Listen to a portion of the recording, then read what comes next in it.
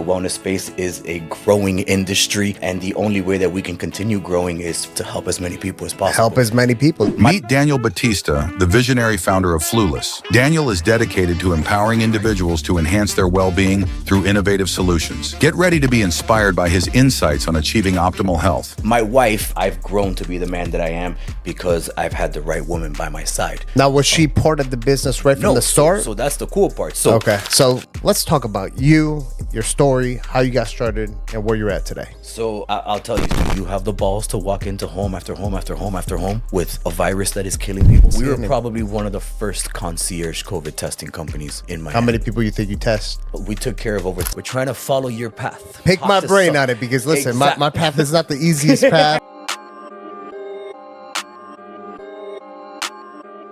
Welcome to another episode of a Healthy Point of View podcast. Today we got a special guest, Daniel Batista with Fluless. I've seen this guy from the start, and I just told him the other day, I reached out to him and says, dude, you got to come on the podcast. We got to talk.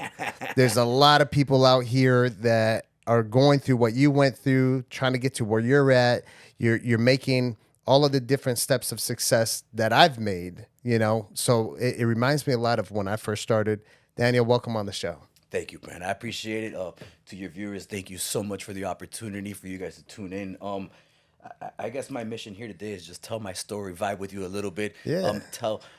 And figure out how it is that we can both grow from each other, man. We're in the best space Absolutely. that there is. I mean, the wellness space is a growing industry, and the only way that we can continue growing is learning from people that are, it is what it is, above and far away from where it is that you wanna, that where you are, but where it is that you wanna go, man. So I appreciate you leading the industry and just paving the path for guys like us, man. Absolutely. We're trying to make it big, man, just Yeah, like man. you, but still sticking to the root of it, the purpose, which is to help as many people as possible. Help as many people. That's what we're here for. And that's the only reason why I'm even here with you, man, because I feel your authenticity. I know you're really trying to help people out there, Appreciate man. it. So I want people to kind of understand more about you, right? And for you to tell a little bit about your story, how you started as an EMT, paramedic, firefighter. You did your thing.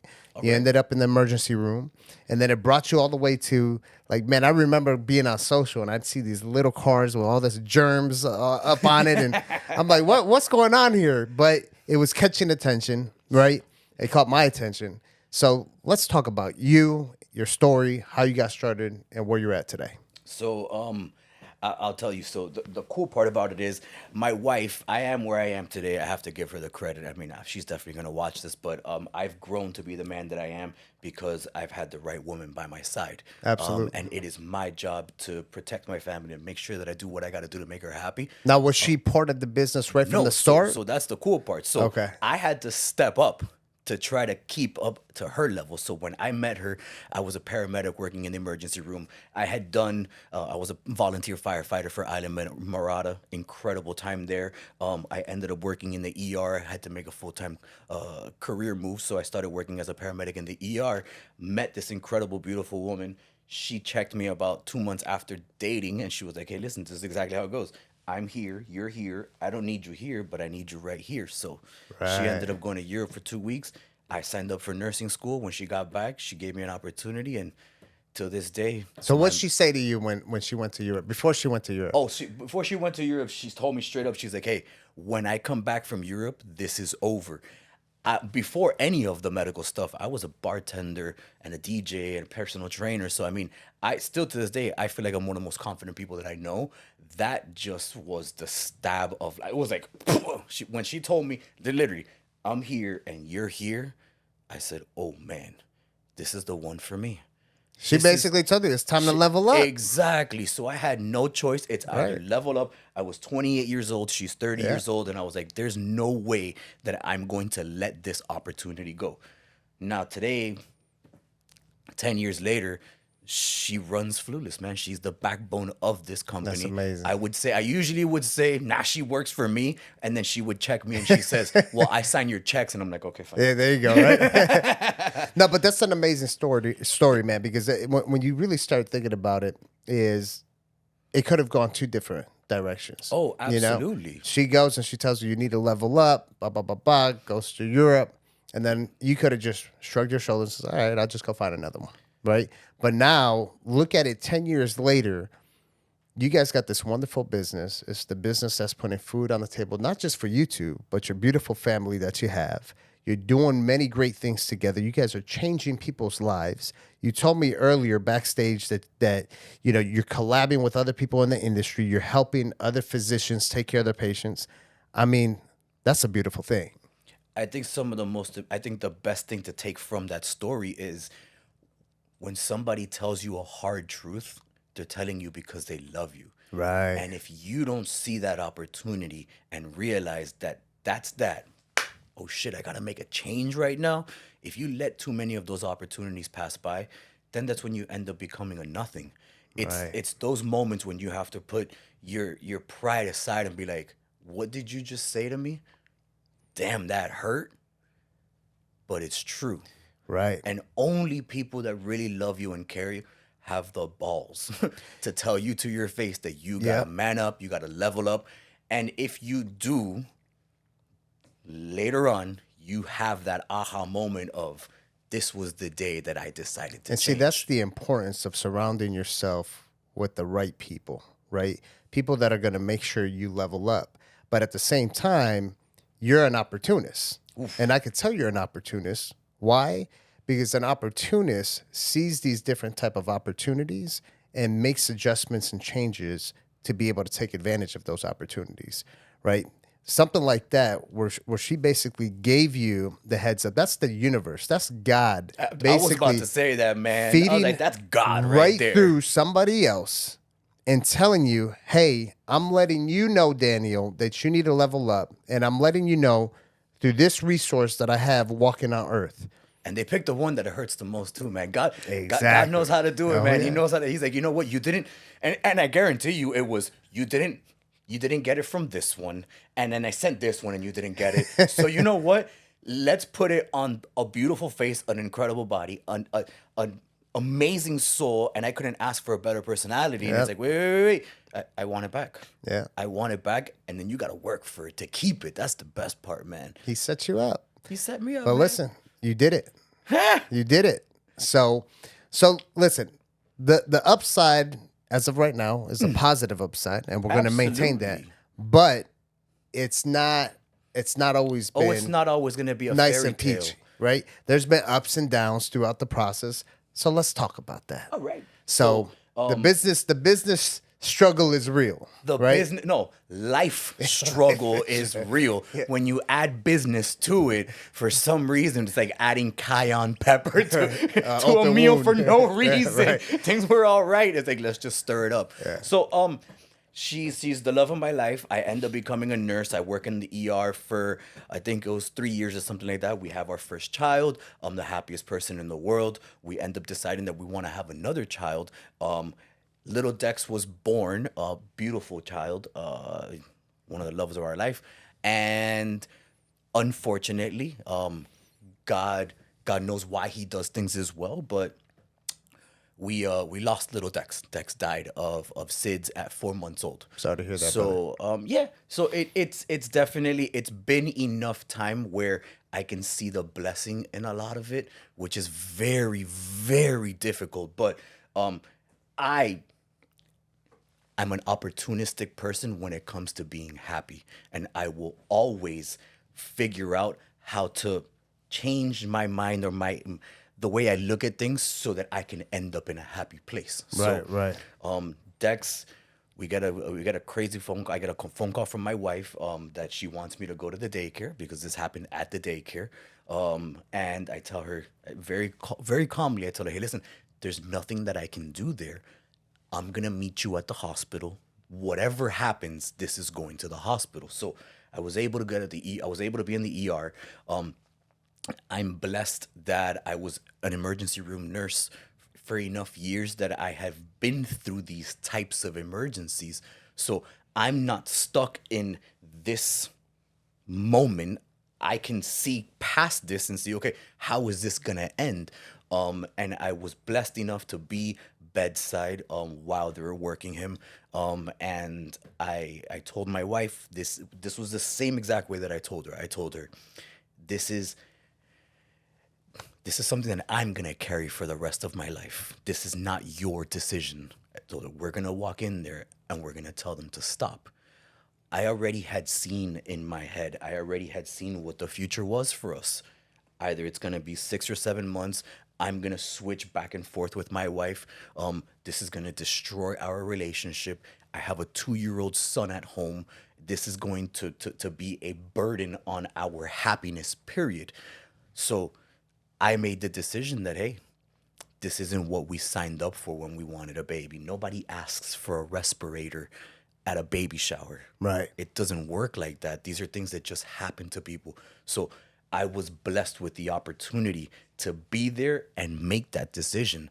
And it was the best decision I've ever made in my life. So what some people would see as their downfall, that life is over after this, I can say that was day one of our new life. Right. Because when you turn that page, it's blank, man. You're the one that gets to write the story. Yeah. And I'm not writing a story that hasn't been written. My thing is, there's people that have been through this and worse and have come out happier and more successful than what they were before. I automatically put myself in that group. Why? Wow. Because there's no reason for me to think that I can't be happy like them. What You a force decision. yourself into a happiness, and your biggest downfalls will end up being your strength. Yeah. It's just hard to see it when it's happening, man. What a decision, Daniel. That's a very tough story to even take in. You know, for you to actually go through that. You know, your mindset, just with anything in life in general, you look at things differently. Oh, absolutely. I mean, I almost think that anybody that has worked in an emergency setting, whether you're a paramedic, whether you work in an emergency room, whether you're a doctor, firefighters, I think all of us, unfortunately, but fortunately, have seen enough where we could think properly Right. through emergencies. So I guess it comes with the space, but you've earned that Right. that skill, I guess, to be able to make decisions and think clearly during any type of emergency. And because of it, it's the best decision I've ever made. Did in you my have life, man. the business already, Fluless, when that happened? So yes, so we already had we had already just started the business about a Okay. year before that. So we started it in 2018. The reason why we even started the business, I never thought that I was going to be a business owner. We were, as a nurse and my wife working as a with her position in the Department of Transportation, we made pretty good money. So our CPA was like, "You guys got to open a business so we can start just playing the tax game." Right. And from that, it blew up in our face. Wow. So I was able to leverage the relationships that my wife had, her professional relationships, to be able to work with the companies that she was working with to provide them some of the wellness services that we have. And so I was blessed starting the business. We started on the upper hand. We didn't have all of the normal, well, we're not going to make money for the first 4, 5, 6 months. Started to build this from the beginning. We had connections with people where we can be able to take care of their employees. Right, so right. I named it. So this is crazy though, man. It'd be, like listening to your story, you know, because all the different entrepreneurs that are out there, you know, they go through this journey of ups and downs, right? And people go through struggles, but you know, your wife is still working her full-time job. Yeah. You're still working your full-time job. You got the new business that opened up, right? Which is already putting stress on your relationship. Absolutely. And then on top of that, you have your child that passes away. Most people, or try to say a high percentage of people, would lift their hands up in the air and says, "You know what? It's time to just have easy living." I lifted my hands up and asked God. Right. And by looking and following you, right, the answer was a little bit different. Absolutely, right? man. The answer was like, "Hey, no easy living. I'm going to go ahead and tackle this and make something bigger out of it." Absolutely. I tell a lot of people, I mean, I'm a man of God. I'm a man of God. I think the only reason why it is that we can be happy after this, you have to look up to a higher source. You have to look up to a higher power to get you out of this. But because I was given the opportunity to be happy, that's why I feel like we have the success that we have, because I take it all in to be able to provide happiness to the people that haven't gone through something as bad as I have, but I can use my story to show you pretty much, you think you got it bad, it can be so much worse. Right. Stop drowning in that glass of water. Right. Because you can empower a lot of people with that message. Yeah, and it affects a whole lot of people. I remember when we first lost the baby, 6 months into it, people were like, you don't understand, I'm going through all of this. And I was like, please tell me, how bad is it? Give me the details.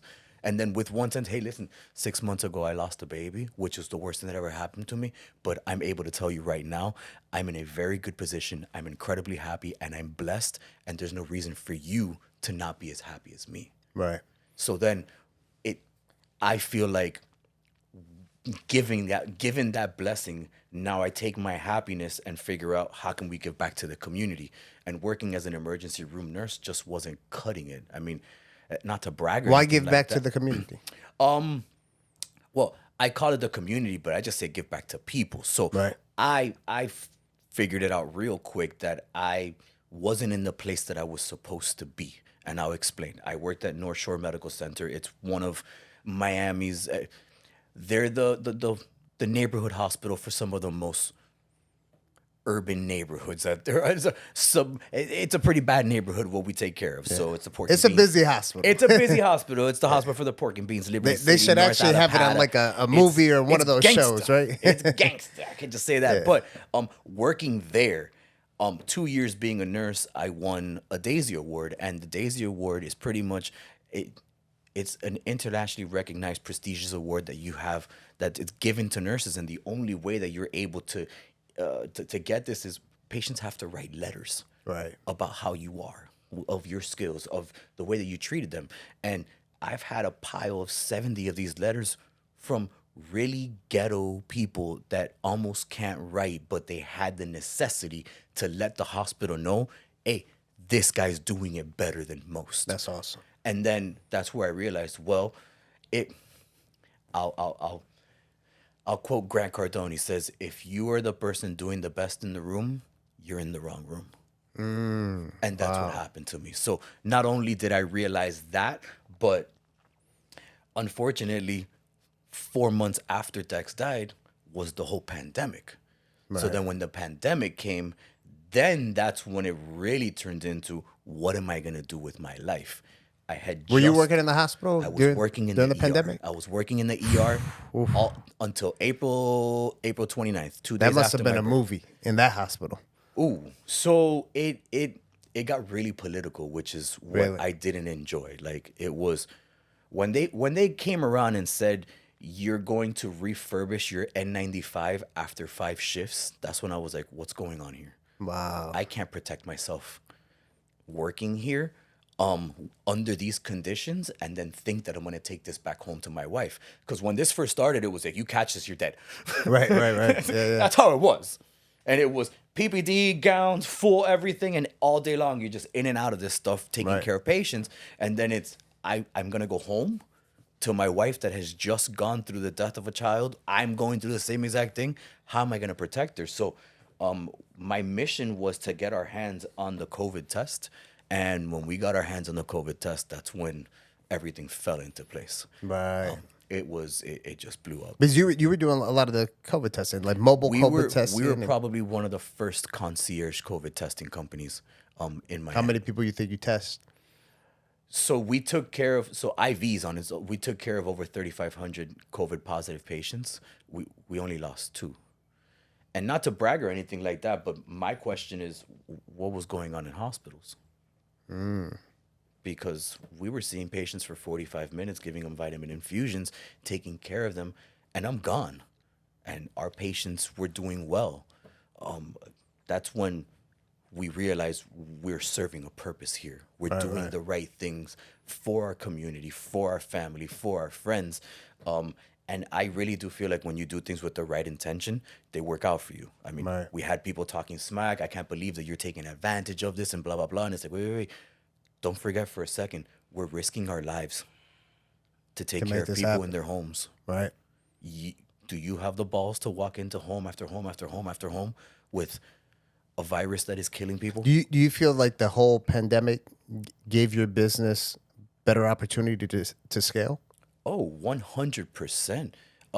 I think COVID was one of the biggest opportunities for us where we would be able to show people how it is that the wellness space can handle things like this, how it is that putting the right vitamins in somebody's body is going to strengthen them enough to be able to get over something like I mean, this. most of the people that were dropping dead were people obese, nutrient deficient, vitamin D deficient, right? When we're talking about nutrient deficiencies, and people that had all kinds of chronic illnesses that could have potentially been avoided. So in our case with Liquivita, the pandemic, post-pandemic, we noticed that a lot of people were a heck of a lot more health conscientious. Oh, 100%. You know, which is fantastic on a business standpoint. I think it all happens for a reason. Right. I think the wellness industry is growing because we're doing right. We're doing right by whatever entity there is out there. I think we have a purpose to make sure that people have access to natural supplements that are going to help them with longevity, with being healthy. Yeah, yep, I agree with that. So man, you've definitely, what a journey, by the way. What a journey. You got to have some kind of support system. What's your support system? Damn, that's a hard question, man, because I'll be honest with you. And you wouldn't think that this is how it went down. After we lost the baby, we pretty much lost all of our support system. I feel like... What do you mean by that? I feel like our friends didn't know how to deal with us. How do we talk to you guys? How do we have fun when you guys just went through this? And me and my wife were the whole opposite. I mean, 4 days after we lost the baby, I told my wife, hey, we got to get out of the house. We went to the zoo. I took my kid with us, and it's like, hey, if we end up just staying in here, dreading life, we're never going to go back to some type of normality. Yeah, you got to get out of that mindset. We healed ourselves so much faster than anybody around us would have. I was going to go back to work after 3 weeks. I mean, the worst part of this whole thing was the reality of life goes on. Right. And the hardest day of this whole thing was the first day that I went back to work, knowing that I'm gonna be away from my wife for 16 hours. Your support group is there for a week, 2 weeks, something like that, and then you're just old news, man. That's just how it goes with every loss. I mean, if a grandmother of the head of a household, a grandma from a family of 40, 50, 60 people, when she dies, how long are people mourning her? Yeah, that's a week, true. 2 weeks, and then you keep on going. Yeah. And then we're they actually say, yesterday's news, man. You know, they actually say it's statistically proven that people will actually stop talking about that generation after a couple of generations. It's done. It's gone. And right now we're talking about mourning after an actual death. Yeah. Right. But even post that, you know, it's like life moves on. You know, and it's hard for some people to actually fathom that, but it's the truth, you know, and that's where you said it earlier, having that strong connection with the higher power, you know that you'll be fine. Absolutely. Yeah. I mean, as crazy as it is, you came into this world by yourself. You're going to die by yourself. Mm-hmm. Make as many connections as you can with the right people so you can enjoy it while you're here. Yeah. Yeah. And if the people so I see it this way, with success comes change. And I don't know if you've been through this, but I mean, I would expect most successful people that I talk to, life is always changing for me. Always. Your friends, you don't have to get rid of the ones that aren't supposed to be next to you. They get rid of themselves. Right. As crazy as that sounds. And you know, your circles change. Oh yeah. And I got a lot of friends that I grew up with from a young age, and I'm still close with them, but I don't hang out with them every day. You know what I'm saying? It's like it has its place, you know, but my circles that I hang out with every day. And it's not that I'm different. better than anyone. It's just the conversations change. Yeah. Our goals, what we want out of life. It has to feed to the bigger picture. Exactly. Right. Exactly. Now, what I did get out of this, and I mean, I hope most people are going to get this from that, it's your biggest downfalls can be the biggest life-changing moment for you where you're going to end up doing better for yourself, for your family, for your future. It can be a pivotal moment. Absolutely. For people. I mean, I think people should take their loss and really dig deep into what they can get out of a Right. loss. I got out of a loss that I never want to be in an emergency situation and not be able to be monetarily able to get through it. Right. Because having to go back to work 3 weeks later lets me know I wasn't in the right position. I couldn't take care of what was the most important thing. I think people should really break down the death of their family members and be like, hey, what can I learn from this? Well, grandma was a diabetic. She had heart conditions. She was on 8 different pills. What can I learn from this to make sure that I end up being a better version? Right. And make a positive impact also. Exactly. And that's one thing. Like right now we're on this podcast. Hundreds of thousands of people are going to tune in and tap into this. You know, at least they're going to see one reel out of this podcast. People are going to see it. Right. So now you're being able to take that moment, that experience, and share it with the world, which a lot of people don't even have the balls to do that. So I appreciate you doing that. I think our stories are our stories for a reason, and the only way that you can make any kind of change and impact is telling your story and showing people not that you're a superhero, but hey, you can be happy. And I'm a genuinely happy person. Yeah. I'm not sitting here faking the funk. I'm like, I love life. So let's talk about this journey because, you know, we got a lot of stuff that happened early on. In you were mobile. You started off mobile. So we started off mobile, and my idea was, let me be as loud as I possibly can, even if it's which annoying. you have been. Oh, of course. So one of my mentors says, only the squeaky wheel gets the grease. Yeah. And we've all been taught in Spanish, es calladito de ver más bonito. You want to be calm. You want to be seen, not heard. And it's the whole opposite, man. The loudest person, and these days, the loudest person gets attention, and attention these days is the new currency. Right. And I mean, I know I commend you. It almost seems like you definitely have liquid Vita, but I feel like with the amount of content that you're putting out, it seems like Sam Tejada is the new brand. It's not just what's behind you, it's the person himself that has built this, and now people can start following you. I wish I would have known that a lot earlier, actually. Ooh. So it took me about.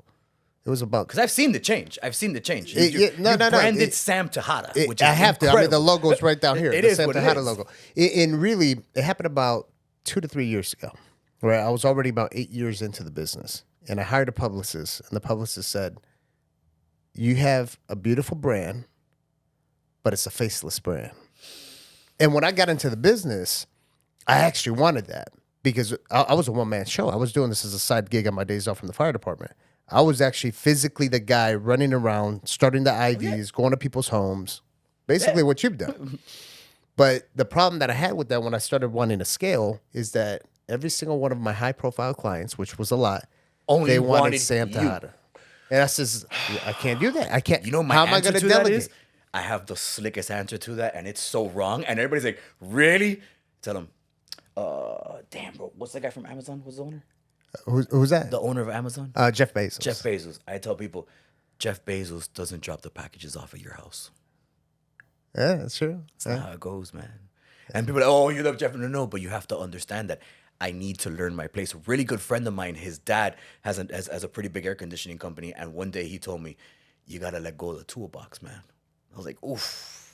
No, and it's absolutely true. And it's difficult because I love that bedside aspect. I love making that connection with people. Oh, yeah. But then the problem is I'm a they relationship get married to you. And they want that. And the problem with that is I actually heard a quote around that time where I said, you know, I really want to scale this.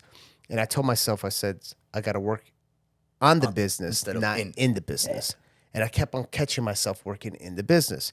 So eventually, a young lady that I met at an event, Lisa Samela, she was our first employee. She's still with the company. She was an ICU nurse. Wow. I brought her on board, and it was still tough. It was tough. It was I would bring her in to come take care of the patients. I had a IV lounge inside of an existing clinic that they gave me some space there, and nobody wanted to let her do the IVs. So then I switched up my pitch on pitching her to the clients, where I was telling the clients before they even met her, says, "Man, I found this ICU nurse. Her IV skills are better than mine. Unbelievable." And I made sure I was a little bit rough on those IVs until she took over, so they could feel the difference. Yeah, full disclosure. So I actually have a few of my a few clients that's exactly it. Hey man, but your employees are kind of like softer than you. I'm like, because I gotta go. I did that on purpose. Yeah. And I brought her in, and I made sure that I elevated her above me so she could take over. And at that point in time, people felt comfortable, and I was able to work on the business.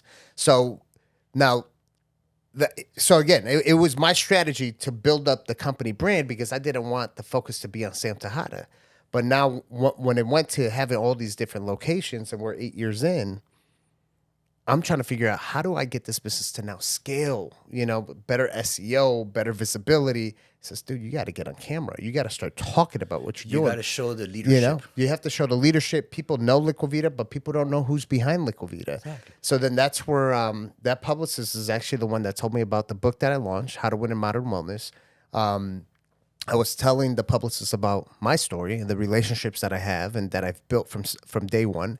And then that's where the publicist said, you know what? You need to actually put that out in the air.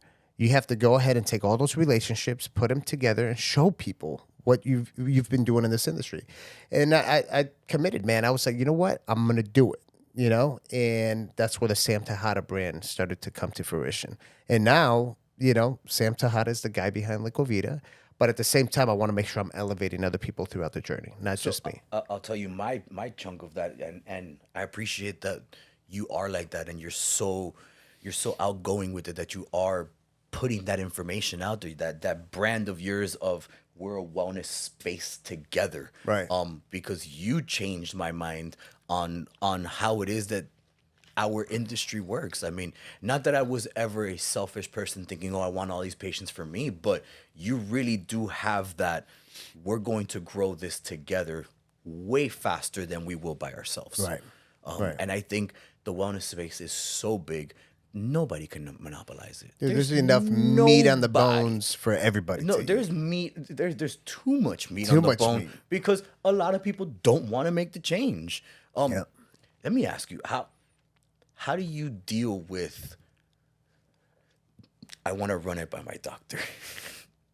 Oh, like when clients say that? Yeah, man, that is probably one of the biggest things, and not just you won't hear that from the younger people, but the older generation, it's difficult to tap into that. That's market. A good question. So the older generation is a generation that had a PCP, right, primary care physician. Now it's kind of unheard of. Your insurance company doesn't even require you to have a primary care physician. The days of having that primary care doctor, where that was the same doctor for the grandmother, for the parents, for the kids, and even probably their future kids, is gone. So you're probably not going to see too much of that. But the individuals that want to run it by their doctor, at the point in time they run what we do by the doctor, number one, the doctor is not going to have any clue of what we do. Right? I'm not by myself. Yeah. So Preach, brother. They're probably going to recommend against it because they know nothing about it. Exactly. And I actually tell our patients, because we do a very, very comprehensive blood analysis, right? The blood work we do is anywhere no less than 19 pages, sometimes up to 80 different pages. And I'll tell patients that come in that says, well, I think my regular doctor should take a look at it. I says, well, let me make sure I print out a very clear copy. Let me know what they say. 99.9% of the time that happens, they come back, the patient, and they actually say, my doctor doesn't understand what this blood work is. He said that I need to go back to whoever did the blood work so they can, tell me what the results are. Wow. Because that's what it is. People going back to the allopathic world to discuss functional medicine, It's not, unless that doctor has any sense of what we're doing, you're not going to get anywhere with it. And people if he have does, to understand he's probably that. offering some of the stuff that we do. He's well. offering, right, Exactly. Right. Which then, you know what, we Great. can have a very fruitful conversation. Absolutely. You know, or maybe you can get these services done by your doctor, you know, or I can work with your doctor to make sure we optimize your health the right way. So, but it's an uphill battle. We deal with it with a lot of chronically ill, like cancer patients that are going through like chemotherapy, radiation, that want to do like. Our also the biggest concern. I mean, that's the one where we clash the most Well, see, with. that's the and thing. we've seen the best results. Like even just hydrating a patient after chemo, hydrating them.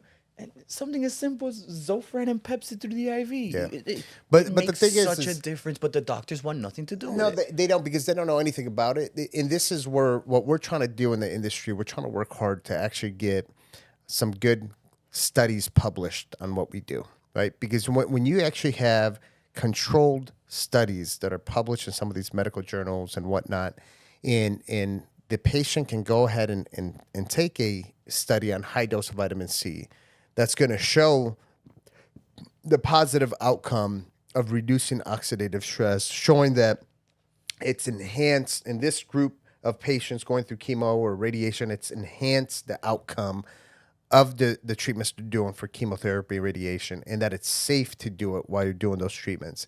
Now that doctor has no other choice but to recommend it, right? Because it's something that there's actual research behind it. So I think looking ahead towards the future is having good data, good scientific data to back up what we're doing. And the masses have to know about it. Right, right.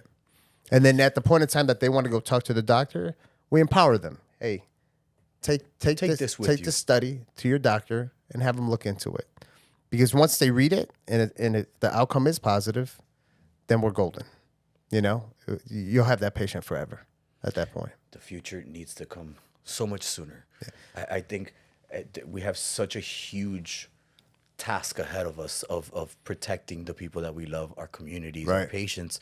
And the only way that we're going to be able to do that is by educating. So, I mean, it's where real good content comes into play, because it seems like social media is such a huge outlet to put out whatever it is that you want, but it gets lost in the ass and titties, the nice cars, the bullshit of money, and the few people that are out there educating.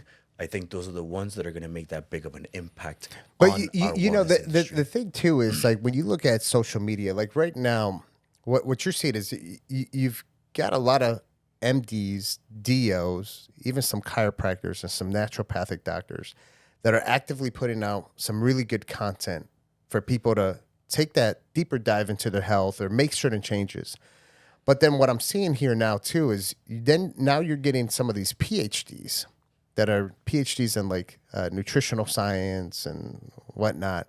You got one guy, Dr. Joey, another guy, Lane Norton, you know, that their main focus is debunking all of these other people that have doctorate degrees in other areas, which I think they use a lot of science, which I think is a positive thing. But at the same time, they're going a little bit too crazy with the content, where now it's almost like now you got these people that have doctorate degrees against each other. You know what I'm saying? And they're all making each other look horrible. Exactly. And they're not supporting each other. And they all took an oath to do no harm. Right. But you're not doing any good. But when you're fighting with each other. They think they're doing good, because the thing is, they're going after the likes. They're going after the followers, and then they try to capitalize off of that, doing the little academies or whatever it is that they're doing. But if we want to see the positive change in the health and wellness arena, because everybody's in the health and wellness arena, including the PhDs, if we want to see the positive change, people have to collectively come together, right? The PhDs that have a strong background in research, help some of these other guys that are the MDs that are actually treating the patients, maybe run some of that research and work together and get that shit published.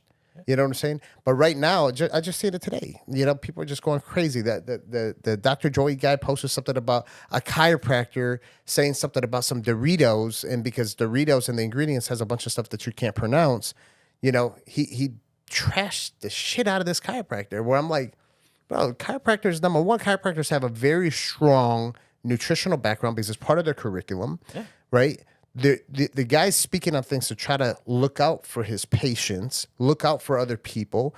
You know, at what point in time is it okay for you to even try to debunk this doctor about saying Doritos is not healthy? Because at the end of the day, even after watching your content, even if you are right, Doritos is never going to be healthy. Not even in the government food pyramid that nobody agrees with, including himself, are you going to find Doritos. So for me, it's like people really have to unite, come together, and let's tackle this together. You know, let's stop being at each other's throats. So my personal opinion. No, I agree with you, man. I really do feel. I think the best thing that could ever happen is I think that there has to be more of the nutrition in med school. There has to be more. I think doctors need to go a little deeper in nutrition. I think they also have to go a little deeper in vitamins and supplements and how it is that those things can help their patients. It sucks that they're educated on how to fix problems with pills. Right. You've got doctors. And that's that curriculum, man. You know who feeds and funds those curriculums? Big Pharma. It's sad though, man, because it puts the really messed up part is it seems like the formula to be a doctor these days is cover your ass. It's not about what's best for my patient. Oh yeah, 100%. So you've got an A1C of 6.1, 6.2, you're clinically diabetic. I have to document that I gave metformin to you or whatever medication it is that you're going to use to be able to counter your diabetes. But what happened to, hey, listen, we're going to check your blood work in 6 months again. We're going to check it in 3 months. I need you to diet. I need you to drink more water. I need you to do this. I need you to cut out the carbs. And I'm working with a nutritionist. You have to go see this person. Yeah. So you can be able to figure out what your new diet is going to be so you can be successful. And we don't put you on the medication that is going to do this to you. Listen, if doctors 100%. would tell people the risks of what's going to happen when you put them on the metformin, how now your liver and kidneys, they're up for grabs for some type of disease. Now we're going to have to put you on another medication. Once we take out your kidneys, now we're going to have to put you on some type of blood pressure medication. If that doesn't work, now you're going to end up in dialysis, all because you didn't change your diet, start exercising, and drink more water. Yeah. Which, the unfortunate part is that out of 30 minutes that should be given to the patient, 7 minutes the doctor actually sits with the patient, and the other 23 minutes they're just too concerned charting, documenting, writing everything to cover their ass. Exactly. It's unfortunate. And Big Pharma is so involved when they say they care about the people. And I'm saying this publicly, and I don't care where it goes. I just got a letter, or actually one of my franchisees got a letter last week, and then they forwarded it to me just a few days ago from Eli Lilly, big pharmaceutical company. Wow. You got their attention. Oh, Liquid Vida. Congratulations, you got their attention. Bro. Oh, we got their attention. And we're going to get their attention even more. So the letter said, you need to stop distributing and selling and marketing the drug terzipatide because we own the intellectual property of it and you can't do anything with it unless you're getting it from us as a commercially available drug. Terzipatide is a compounded medication. Mounjaro, they have you got all of that with that. The terzipatide, I mean, the peptide. That's where I'm going with it, right? So terzipatide, which we know is the generic chemical name of Mounjaro and Zepbound, which Eli Lilly owns both of those. They don't even want us to use that name, right? That's like Tylenol going after everybody selling acetaminophen. Right. Or Motrin going after everybody that is selling ibuprofen. Right. It's like, dude, it's not how it works. And which isn't it 3 years? Our attorneys will respond to it and stuff. Like, listen, at the end of the day, I don't sell the drug. I sell a program that might offer the drug, might offer some supplements, nutrition, counseling, and all that other stuff. I sell the program. So I don't know what they're going after because I don't sell the drug. I'm not a pharmacy. So, but at the end of the day, to get a letter from Big Pharma, right, for the little guy, the little small business immigrant guy who came from the Dominican Republic who's just trying to help people out, I think it's a little fucked up. I think it's really messed up what they're doing. They're showing you their flex. Right. Now, what really, really sucks is that this is going to cost you money. Yeah, it'll cost me money. That's the part that sucks. Defending And it. And, this is how they stop us, Right. Because they know that they can fight in court so much longer than we can. But then it's just as easy as, all right, find out what they really have, find out what their licensing really has to do with, find out what formula they're talking about, and then find out if your formula is the same exact one. yeah.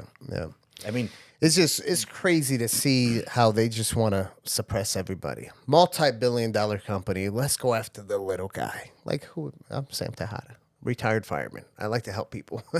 Like we're making people lose weight, and you're mad about it. yeah. What's the big deal? So, Yeah. but those are just some of the things that you just see in the industry. But I don't want it to be about me. Let's talk more about, because we're getting close to that time towards the end of the show. But I want people to really kind of understand more of how you got to where you're at today, right? And what are some of the next steps that you want to take to be able to achieve some of your goals of what you have? So I'll tell you about the transition. We're in the transition now. So it was mobile because the opportunity was mobile. Right. And I think the only way that you could be successful in business is changing with the times. Right. So now, is there a necessity is there a want and a need for mobile? Absolutely. But now that concierge part definitely comes with a price, which not everybody is going to see feasible for them because the necessity of it isn't here anymore. So when COVID was here, a lot of people didn't want to go to the hospital. Hey, somebody coming to my house, there's value there. Now, we did make tons of connections, and we make sure that we follow up and we build those relationships with all of these people. But we did also see the need for a brick and mortar where we can have more access, cheaper prices, where people can come to our office. And now, what we want is people to feel like that location is a home where they can feel good. Nice. We've definitely transitioned to more of what it is that you guys are doing, blood work, finding out exactly where it is that we start so we can make goals that we're going to be accountable for when we do a blood work again, and we can see where it is that we're making the changes. We've implemented genetic testing. We're definitely trying to do a whole lot more for the preventative side because it seems like it's really starting to work for people. Yeah. It's really got preventative care has definitely gotten cool. Yeah. Thank God. That's the key. Is the preventative type of modalities, the different services, the diagnostics. So I like that you're doing that. That's awesome. Exactly. So I mean, and we have those patients, and I'm sure you have those patients that we are their quote unquote doctor. Yeah. We're the person that they come to be able to tell them how it is or what they need to do to be able to make themselves feel better. And then the cool part is being able to do that without the use of all of these chemicals. Right. So are you guys only doing IV therapy as treatments, or are you guys doing other treatments now too? So we have 11 different IV therapies. We're doing blood work. We have a testosterone program for men. Okay, nice. And then we have a little niche of business that we do with schools and stuff like that, which is definitely something that we're trying to scale that part of the business a whole lot as well. Awesome. But yeah, man, the whole point now with the brick and mortar is understand that part of the business, make SOPs for it so we'd be able to scale it, whether it be another location here in Florida or start looking somewhere else, man. Yeah, man. I mean, yeah. we're trying to follow your path. And it's so cool to be able to pick talk my to brain on it because listen, Exactly. my path is not the easiest path, and there's a lot of things that I'll tell you not to do, and there's things that I'll tell you that you should do. So you know what I'm saying? I take care of a few patients. We have a few families that they have really big businesses that they scaled out to. And when we told them that we wanted to think about getting into the franchising, all three of them gave me the same answer, and I would expect that you're going to tell me the same answer. They said, you better have a real good lawyer. Yeah, of course. You better have a real good lawyer. I mean, just scaling business in general, you want to make sure you have a good lawyer. But franchising it's a whole nother beast. It's a whole nother world. I think partnerships would be the first step that we take, and then go. And I started that way. Exactly. I started doing like joint ventures and even licensing agreements. But if I had to know, if I knew everything that I know today, and I went back to day one, it's either I would actually choose either franchising or do nothing at all and just do corporate stores. The joint ventures is really the partnership and stuff is really what led me to franchising, because franchising protected us a heck of a lot more. Franchising allows your system to be well defined of what is what and who's responsible for what. Now you're protected by the FTC, all the franchise laws. Every state has different franchise laws as well too. But franchising, even the accounting behind franchising, what you can say and not say when you're in the world of franchising, it's completely different than regular business. You feel like you have more control of the business when you're a franchise?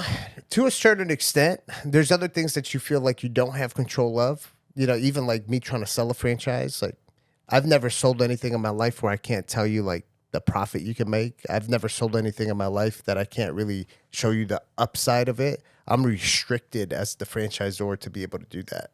So, we've had to get very creative to be able to show people all of the nuts and bolts of Liqui Vita.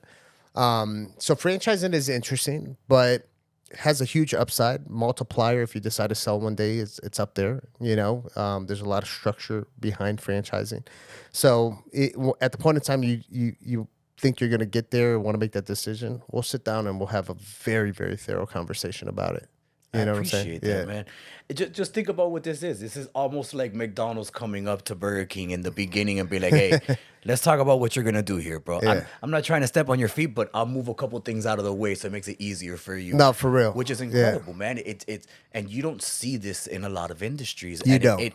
It brings back the wholeness of it's because what we're trying to do is do well by other people. And even when it comes to growing your business. But listen, this is the thing too. It's like, I've gotten to know you, even if it's through a lot of the content that you're putting out there, you're doing something positive, right? And what I want in the industry is more of that. And how does someone like you have the ability to grow more? You have to invest more in yourself, more into your business.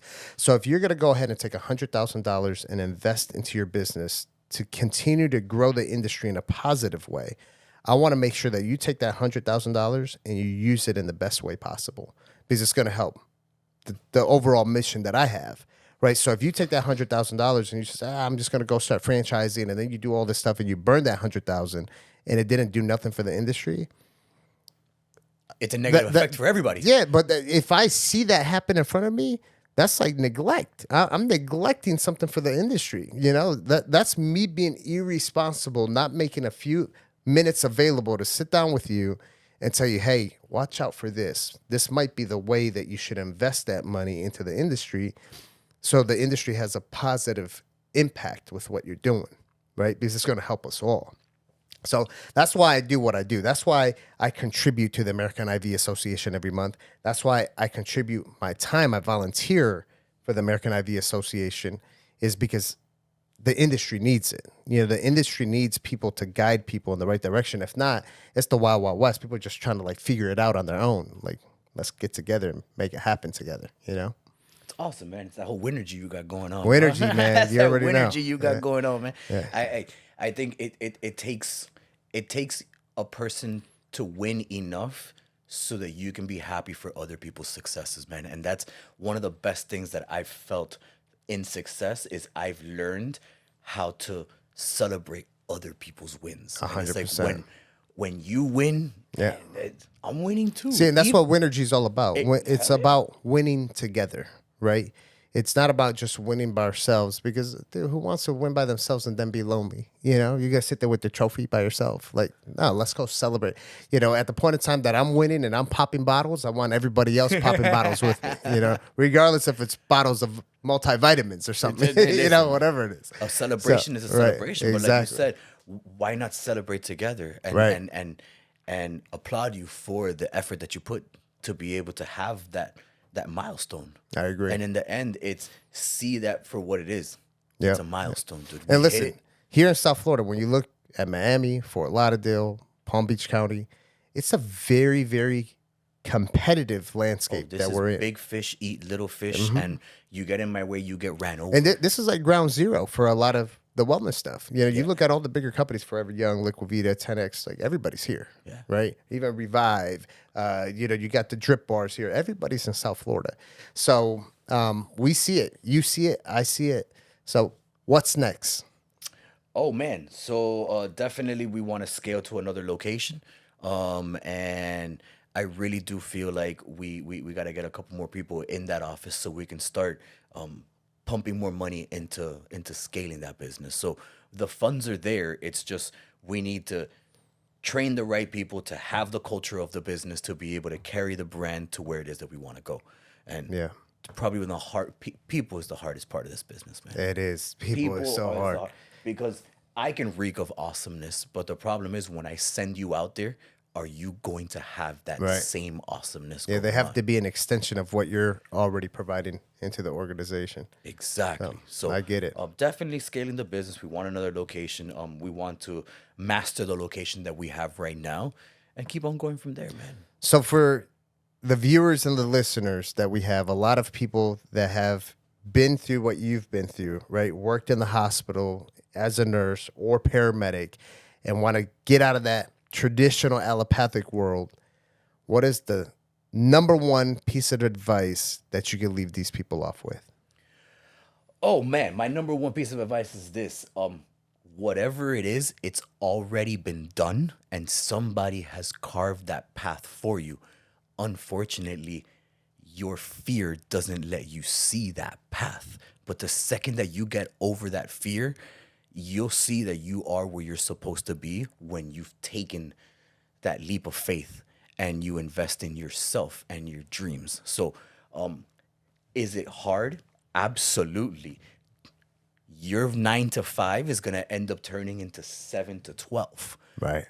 Don't think that you're going to get into something. And that ain't 12 in the afternoon. Oh, no. This is 12 o'clock at night. So you have to put in the work to see the results. Right. And it's so much more work than what you think. And you really have to, I think to be successful these days, you got to kind of get out of your eggshell and you got to go out there and actually make some noise and get what you want these days. You got to fight for it because I agree. There's a lot of noise and there's a lot of people trying to do the same exact thing.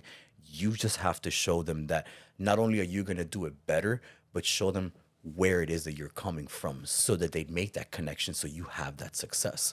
But if you've got that dream, God didn't give it to you for no reason whatsoever, man. That dream is yours and you're supposed to be doing it. So just do it. I appreciate that, brother. And I'll tell you one thing with what you said, the upside of hitting that level of success is going to be more rewarding doing the 7 to 12, right? Oh, yeah. And busting your butt to get there is going to be a heck of a lot more rewarding than working that 9 to 5. And just maybe getting a little award or whatever it is. At the end of the day, when you put in that work and you achieve and hit those goals that you want, nothing's going to be more rewarding than that. But life has always been like that. The messed up part is that we're giving out too many participation awards. Everybody's a winner, right? Don't get me started with that. You one. have to earn. You gotta earn the winner gene. How about that?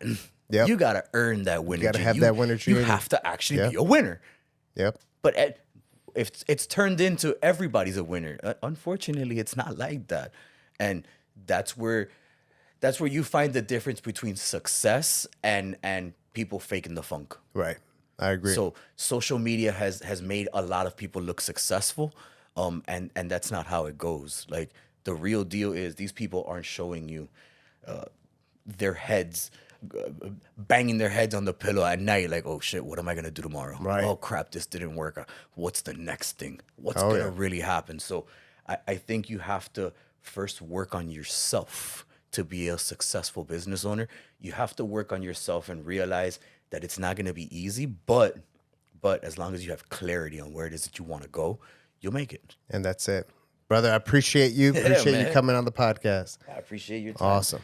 And your viewers, it doesn't get any better than this, man. This is the man right here. Tune in. Well, Listen. There might be people doing it bigger than him, but nobody's got a heart like him, man. And nobody cares about the industry like you do. So I appreciate the sincerity, the authenticity that you bring. I appreciate it, when brother. you put the stuff out there, man. Thank So, you. Thank Thank you. you. Bro. Thank you. Daniel, so if people want to find you, how can they find you? Oh man, definitely. Well, if you're in Miami, first of all, the little cars that have the green virus on top of them, there's a pink one running around there too. Nice. That's us. But if you don't see one of those cars, you can either find us on social media. We're _Fluless _. So that's FLULESS. It's black circle, white letters on it. Or if not, I mean, if it's that you got to get taken care of, you're in our neighborhood, it's 833 Fluless. So I love it. One way or the other, I always tell everybody, even if you have questions, call. We're not going to get mad that we talk to you on the phone for 30 minutes and we don't do business with you. I'm blessed that you asked me for information. Absolutely. So one way or the other, you can reach us. One of our team members is going to be more than happy to take care of any type of question or concern that you have about any of our services. Guys, and you guys will see everything down below. We're going to tag all of their stuff on there. So check them out. That's right, man. I appreciate it. Awesome. All right. Thanks for tuning in on a Healthy Point of View podcast. Make sure to subscribe, like, share, follow, do all the great fun stuff. All right. Just wait until the next one. We'll see you soon.